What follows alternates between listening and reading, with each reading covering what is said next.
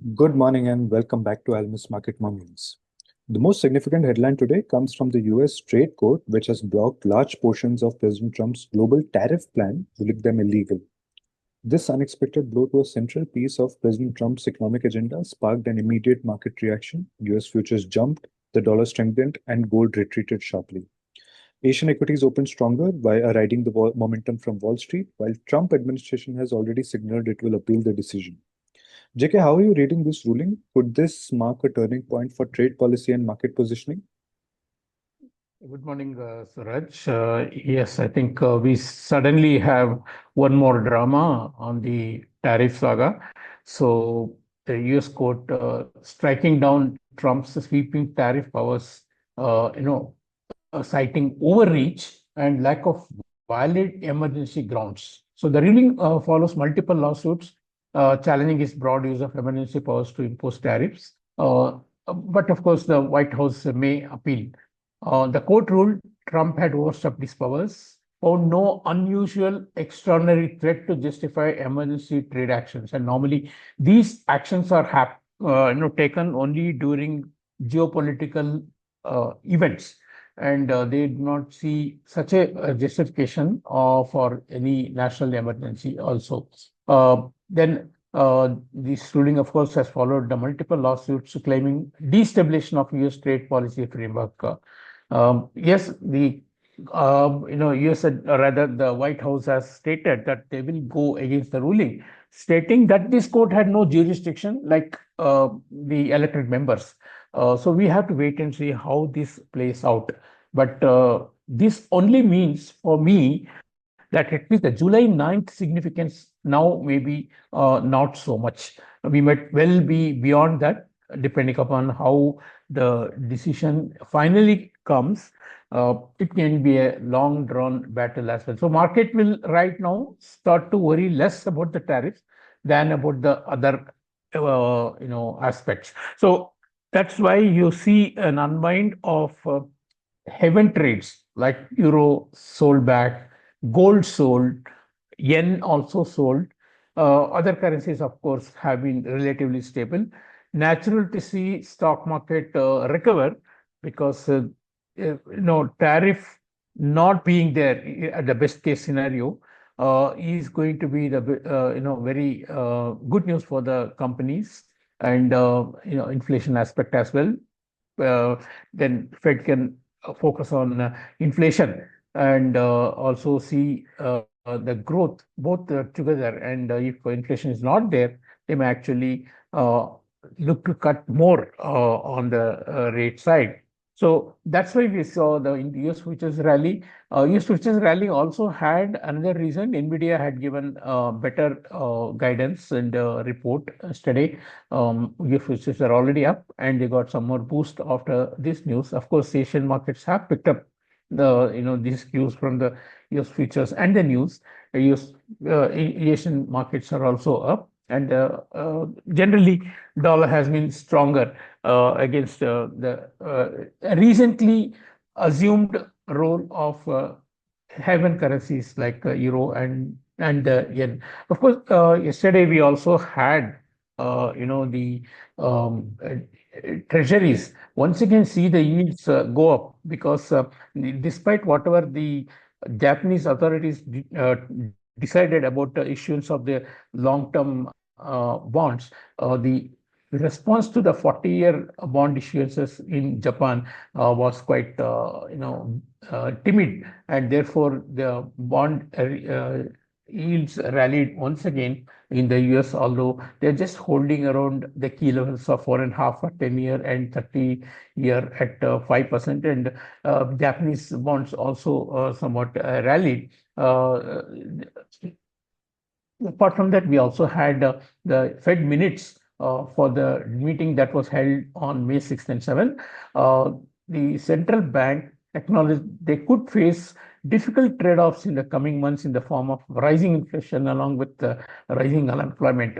So the Fed is well positioned to hold rates steady until there is more clarity on the potential impact from tariffs. The minutes emphasized that tough position of tariffs were much higher, larger than expected, and would undoubtedly impact inflation. So this is nothing new. We have already heard from Powell any number of times that they are on a wait and watch mode. It did not throw up any new aspect to the market. If anything, market concluded that Fed will be going slow on rate cuts. Of course, the new development on the tariffs is something that they will watch from now on to see whether they have to change their stance in any way. So we have, of course, a lot of data starting today. We have the GDP number from US, which is expected to be better than the initially reported minus 0.3%.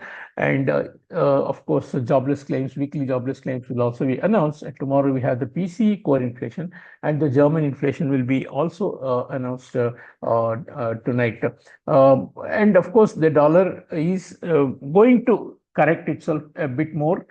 Yesterday, in our update, I had stated that US dollar index can touch 100.50 in a correction, and we are almost reaching there. And possibly, I don't see a bigger change in the trend. Now, if you look at the larger picture in the US, tariff might be a relief for other countries more than for US, because tariffs, apart from being inflationary and affecting consumption, could also have reduced some part of the deficits that the US is carrying if the tariffs are cancelled.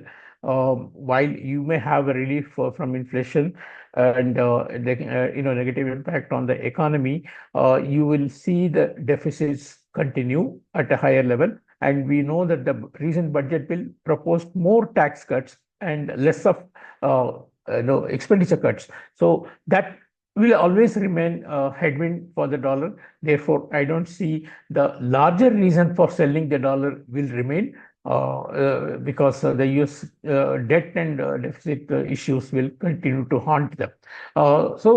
This is a correction, necessary correction that is definitely justified based on how the market has been positioned. And eventually, I still hold the view that dollar will be weaker. As far as rupee is concerned, yesterday we did have a gap up opening in the USD INR based on dollar index move. But being month end, we have seen two-way flows in the dollar rupee. There were reported outflows on account of repatriation of FDI. There were also reports of large inflows for the stock market. So the rupee was held in a narrow range between 40 and 70.